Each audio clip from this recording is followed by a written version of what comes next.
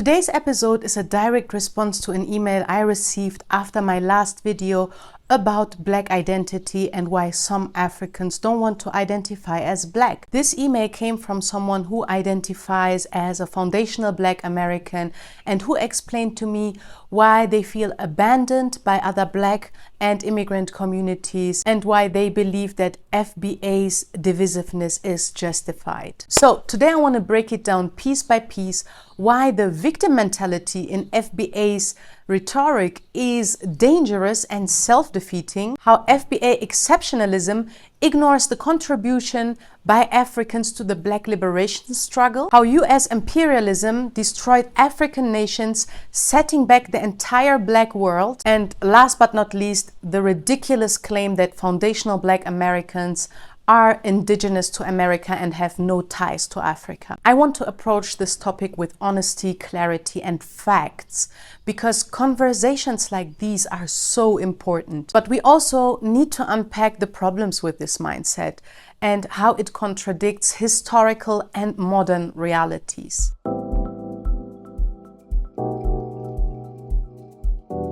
Welcome to Plan B Back to Africa. My name is Wayne. If you're new to this channel, welcome, Karibu, and Salam Salam.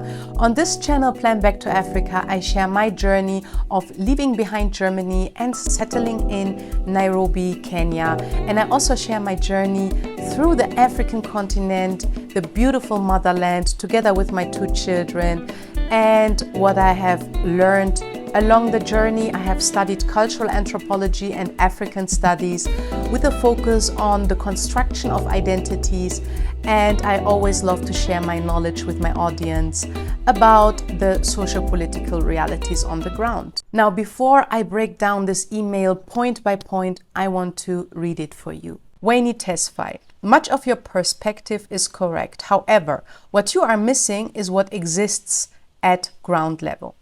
The divisiveness of the FBA labeling and description came about out of necessity in order to survive, exist.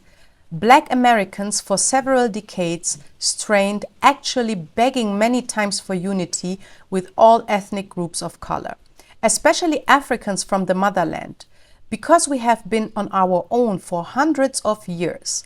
And because we know the value and the need for unity for our survival. That was the reason that FBAs fought, died in the struggle to change laws so other people of color could come, unite, and help. But all we, they, FBAs, faced from those who have come were constant and forever belittling insults, labels, and facial looks of disgust. Treating, speaking, looking down upon them, us, as though Black Americans are inferior. FBAs experienced this from all groups that have fled to America. All of these fleeing groups have said, let the Negro fight his own battles. We do not want to align with them. These groups that flee from their lands come and say to the FBA, we do not care about your fight or your history. We have not come to fight. We have only come to make money and take care of our own. In essence, we do not care about this country or anything in it except for what we can drain and take from it for our own purposes. The displaying of their various country flags show this. I have personally been told this to my face, even recently before President Donald Trump's mass deportations. This causes and has caused great immense pain and humiliation within our community. We have given so much that they may come, and they turn their noses up at us. As Black Americans, we have developed a collective instinctive reaction response. We become hardened, as we have learned through hundreds of years without any help from the outside world, and that we must do this for survival against all who hurt us. These microaggressions permeate from those who flee throughout this land. So we have labeled them as cowards that have fled, wanting the proximity to whiteness in order to obtain preferential treatment and favor above FBAs, and they have gotten it. So let's break down this email point by point. Let's start with point number 1. The divisiveness of FBA labeling came out of necessity for survival. First, let's acknowledge an undeniable fact. Black Americans have been fighting for their survival for centuries, often alone. The trauma of slavery, Jim Crow, police brutality, and mass incarceration have forced African Americans to develop self-reliance and resilience in a way that is unique. No one is dismissing that. But here's the issue. Divisiveness is not survival. It's a reaction to pain and betrayal, but it's not a strategy for long-term power. If unity didn't work before, it's not because Black people across the diaspora weren't trying. It's because white supremacy has always deliberately kept us apart. The FBA response, instead of healing that division, is deepening it by turning on the very people who should be allies. So I challenge you, instead of saying we had to be divisive for survival, ask yourself, who benefits from that division? Because it surely isn't Black people. Let's get to the next point, number 2. FBAs fought and died so other people of color could come, unite and help, but they never did.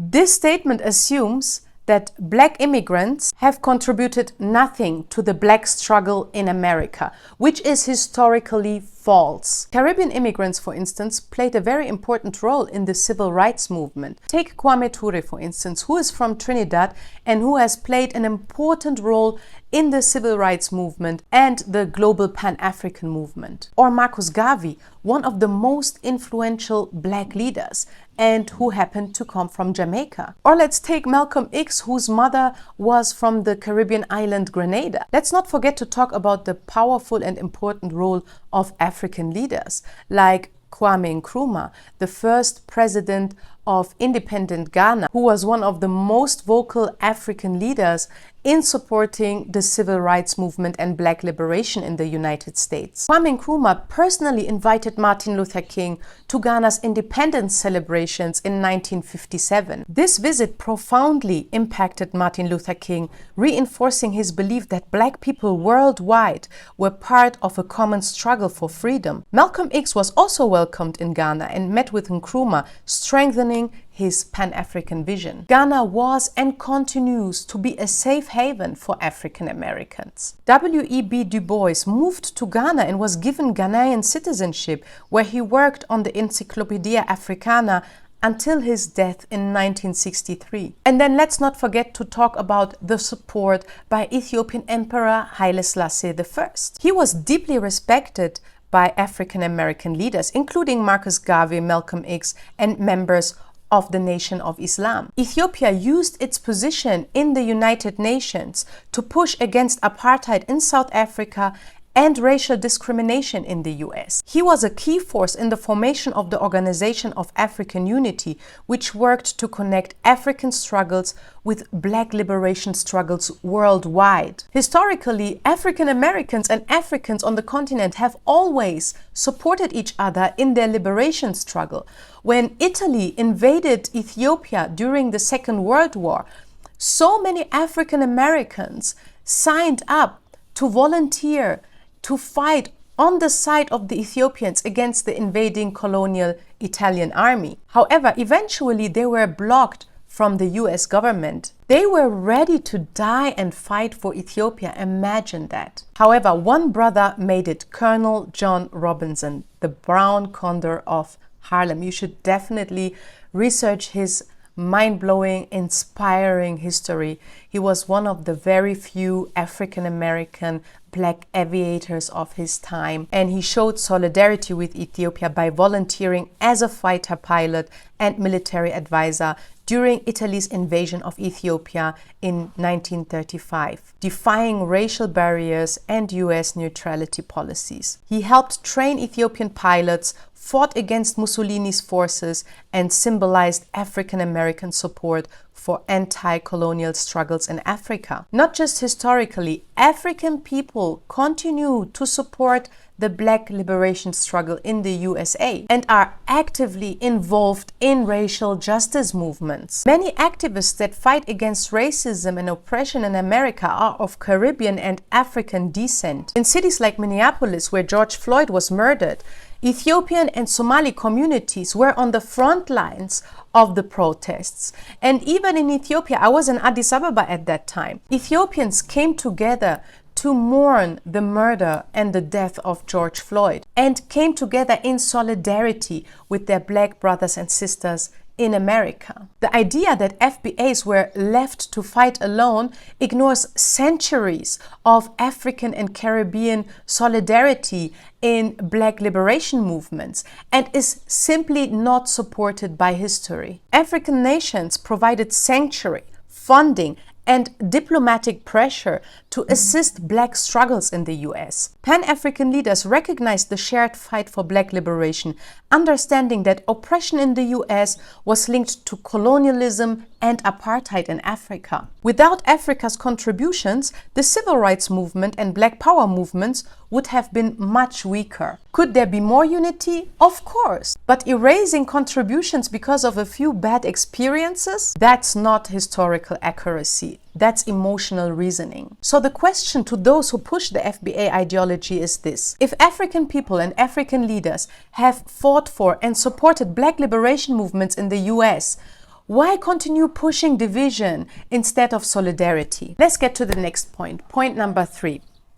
Black immigrants look down on FBAs and want proximity to whiteness. This argument is rooted in personal experience, not systemic reality. Yes, some immigrants have internalized anti-Blackness. Unfortunately, that's a colonial legacy that exists in most places in the world, in Africa, in the Caribbean, in Latin America. But so have many African Americans and people identifying as foundational Black Americans. There is a reason why colorism, classism, and internalized racism exists within all Black communities, including the US. Yes, it's true, some immigrants distance themselves from African Americans. But let's be real, many FBAs do the same thing. If we are keeping it honest, many FBAs hold negative stereotypes about Africans, calling them jungle people, booty scratchers, mocking their accents, or dismissing them as fresh off the boat. I have seen so many stand-up comedy shows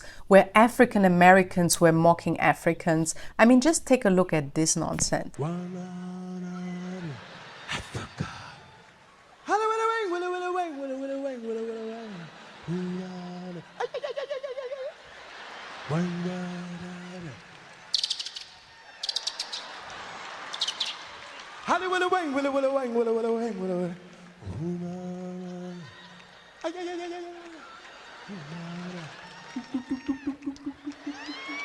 You know what's fucked up? African people don't like Black people. Y'all know they treat us like shit. They talk down to us. They think they better than us. And I don't understand, because we from the same tribe, kind of. But they like white people, though. They treat y'all like family. As soon as y'all come around, they get excited. Excuse me, Mr. White Man. Thank you for bringing us here. We love you. Yeah, the white man. If we want to fix this, the solution is not more division, fam. It's confronting anti-Blackness wherever it exists, whether in the Caribbean, in Africa, or among African Americans. Let's get to the next point. Point number 4. Black immigrants just want to make money and don't care about the fight. This argument is reductionist and misleading. If FBAs really want to understand why African immigrants focus on making money instead of activism, they need to understand how the US has actively destroyed Africa through imperialism. Let's take the assassination of Patrice Lumumba, for instance. Patrice Lumumba was the first democratically elected leader of the Congo. The US and Belgium orchestrated his assassination because he wanted to keep Congo's resources out of Western hands. His death led to decades of dictatorship and resource exploitation. And this pattern repeated itself across the African continent. The US supported apartheid South Africa, keeping Nelson Mandela in prison, and the CIA helped overthrow Ghana's Kwame Nkrumah. African economies were crippled by IMF and World Bank policies designed to keep them dependent. So when African immigrants come to the US to work hard and build wealth, it's often because their home countries were robbed by the same American system that oppresses African Americans. I mean, let's be real. Why should African immigrants feel guilty for simply wanting a better life when the US played a key role in keeping Africa underdeveloped? Some FBAs call African immigrants cowards for fleeing their country. But let's be real for a second. If you lived in a war-torn country or a collapsed economy, wouldn't you leave for a better future? This doesn't mean they hate FBAs. It means they are survivors, just like the enslaved Africans who survived the Middle Passage. You know, when Africans come to America, their first instinct is survival. Not because they don't care about black struggles, but because they are literally trying to lift their families out of generational poverty. Let's get to the next point. Number 5. The lie that FBAs are indigenous to America. Many FBA supporters now push the outrageous claim that they are indigenous to the US and that some of them were in America before the transatlantic slave trade, as if they have no connection to Africa. Let's be clear, this is the highest form of self-hate. Genetic and historical evidence confirms that African Americans are of African descent, primarily from West and Central Africa. There is not a single evidence of a massive black indigenous population in the US before the 15th century. And the evidence that some of the FBAs bring are ridiculous, hilarious. Like recently, I saw this post.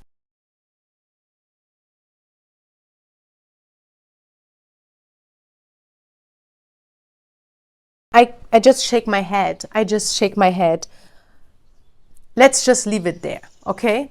The truth is, the transatlantic slave trade forcibly brought millions of Africans to the Americas. This is not up for debate, fam, and it's nothing to be ashamed of. In my humble opinion, this narrative is nothing more than an attempt to erase African ancestry. The very thing that white supremacy has always tried to do. I mean, if FBAs believe they were always in America, why are there DNA results linking them to Ghana, Nigeria, Senegal, Congo, and Angola? This is not black empowerment, fam. I'm sorry to say, but this is black and African erasure. Did Africans arrive in the Americas before the arrival of Columbus? Definitely. If you want to learn more about that, study the massive expedition of King Abubakari II of Mali, who arrived in America approximately 200 years before Columbus.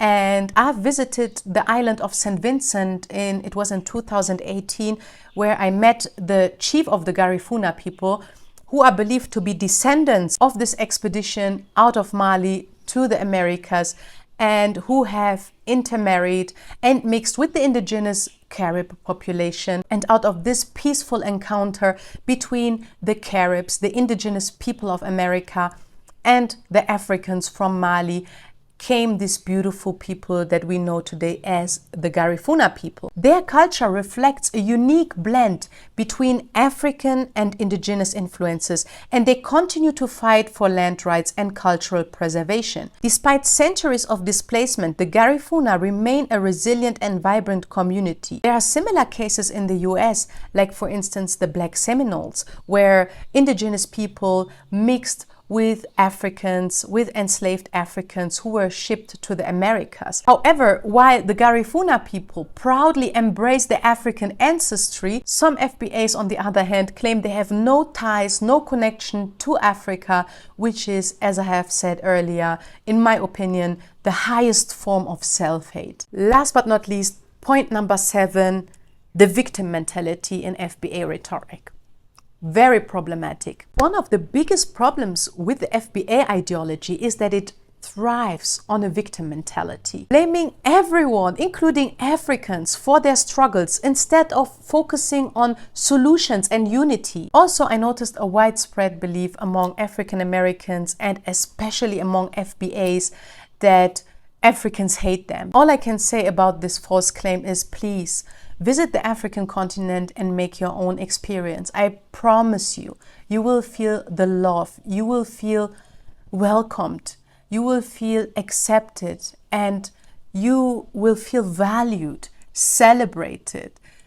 Please visit the African continent and make your own experience. This is one of the most vicious lies that I've heard in my life, in my entire life, and I can guarantee you, this is by design. This vicious lie has been spread to keep us apart, to keep us from uniting and from building together. You need to stop this constant talk about how much we gave and how little we received in return from African immigrants and Caribbean people, because it ignores the fact that the Black struggle is global, fam. It's global. African Americans have suffered, yes, nobody is denying that, but they have also benefited from African labor, African resources, and African political support. Plus, believe me when I say this victim-perpetrator binary doesn't help anyone. In fact, for some people, it's inconceivable that victims can be perpetrators too. Liberia is a perfect example of this. Liberia was founded in 1821 by freed African Americans with the support of the American Colonization Society, an organization established by white Americans, many of whom were slaveholders who sought to solve the problem of freed Black people in the US by relocating them to Africa. The American Colonization Society promoted colonization as a way to rid the US of free Black populations, whom they viewed as a threat to the institution of slavery in the US. Many African Americans supported colonization as a chance to escape systemic racism in the US and build a society where they could be free from white oppression. However, their settlement brought them into conflict with the indigenous African population who had already lived there. When African Americans, known as Americo-Liberians, settled in Liberia, they established a society that mirrored the racial and class hierarchies they had experienced in the United States, effectively dominating and exploiting the indigenous African population. Some Americo-Liberians established agricultural plantations where they used the forced labor of indigenous Africans, essentially replicating the plantation system that African Americans had escaped in the US. So what is the solution? Surely it's Pan-Africanism and unity and not more division. How can we overcome the division? By stop blaming each other, by stop pointing fingers at each other and understanding how our histories, slavery, the transatlantic slavery on the one side and colonialism on the other, are deeply entangled with each other. I want to give you an example how. Imagine the same ships by the British Navy that patrolled the West African coast allegedly to suppress the transatlantic slave trade, were the same ships, the same British Navy ships that the British Empire used to conquer and to overthrow African kings and African empires with the goal to colonize them. This example perfectly illustrates how our struggles for liberation and histories of trauma and violence are interconnected and inseparably linked with each other. So please, Africans who have a false sense of superiority and look down on African Americans because they are the descendants of enslaved Africans, you're so wrong. Like, this is so immoral. You yourself, your ancestors have been colonized. Stop saying African Americans do not have a culture when our own cultures on the African continent have been deeply influenced by colonialism. We speak French at schools and universities, or English. I mean, Ethiopia is an exception here. However, we also experienced imperialism in Ethiopia, even though the imperialists had the same skin color like us. And we have also experienced occupation. Some call it colonization. So to believe that African Americans have no culture and that Africans still preserve a pure form of their culture is wrong. It's not true. The colonization of the African countries has influenced us in very negative ways, and it's important that we also acknowledge that. And the same applies to African Americans or foundational Black Americans, however you identify yourself. This false sense of superiority that some of y'all show towards their African brothers and sisters shows that you also have been deeply brainwashed. And I don't even blame you, because I grew up in Germany, I grew up in the West, I grew up consuming Western media, and I have seen the same images that you have seen. That Africa is always portrayed as the continent that suffers, that is in constant civil war and conflict and experiences a never-ending cycle of violence, hunger, starvation, you name it. I'm not denying that these things are happening. They are happening.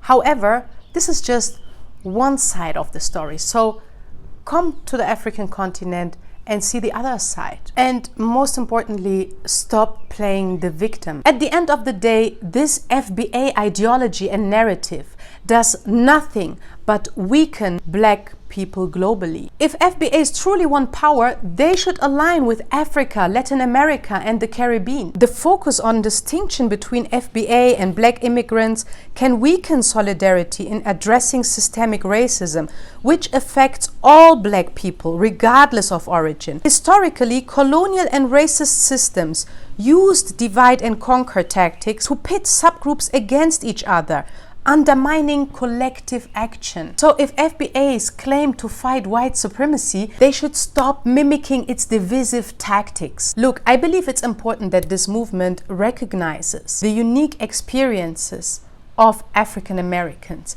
and Africans should do this too. They should appreciate the struggle and what African Americans have built and the sacrifices that they have made. But FBAs should try to build bridges with other Black communities, African immigrants, Caribbean immigrants, Latin American immigrants, what have you, and frame reparations as a specific justice initiative rather than a broader contest over identity or legitimacy. Trust me, it's possible and it's necessary to embrace solidarity in fighting structural racism while maintaining focus on the uniqueness of the FBA experience. This balance ensures the movement uplifts FBA descendants without reinforcing the divisions imposed by colonialist and white supremacist systems. That's it. These are my thoughts. Let me know what you think in the comments. I hope you enjoyed this episode, and I look forward to see you next time. Bye.